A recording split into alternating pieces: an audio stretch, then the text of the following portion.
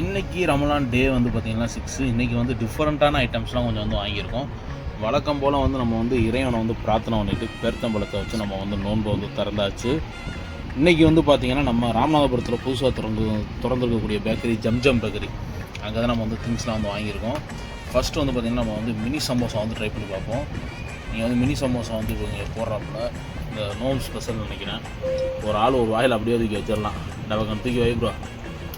வெஜ்ஜா டேஸ்ட் எப்படி இருக்கு? நமத்து போச்சோ?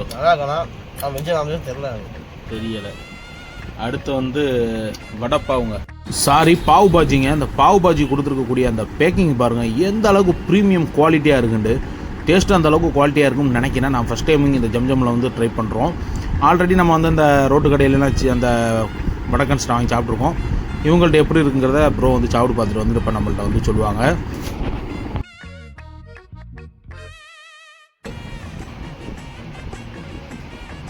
எப்படி போகிறது? டோஸ்ட் பண்ணி நல்லா இருக்குது.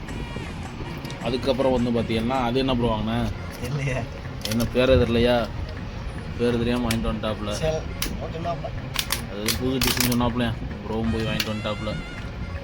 சரி, நம்ம வந்து 2 நாளாக வடக்கன்ஸாக மாறியாச்சு. அதனால் வந்து இப்போ வடக்கன் ஸ்டைலில் தான் சாப்பிட்டுருக்கோம். ஆனால் கையை சேவு புரியா, அதாவது மேலே அந்த இதை தூக்கி போட்டு சேவு புரின்ட்டாங்க. நல்லா இருக்கு. நம்ம கொஞ்ச நாள் ஹிந்திலாம் பேசணும், கானா கையா அப்படின்லாம் கேட்கணும். அதனால் இப்போ வந்து வடக்கன்ஸ் தான் சாப்பிட்டுருக்கோம். அதுக்கப்புறம் வந்து ஜூஸு. நம்ம ஜூஸ் வந்து வழக்கம் போல் இன்றைக்கி வந்து ஆரஞ்சு ஜூஸு.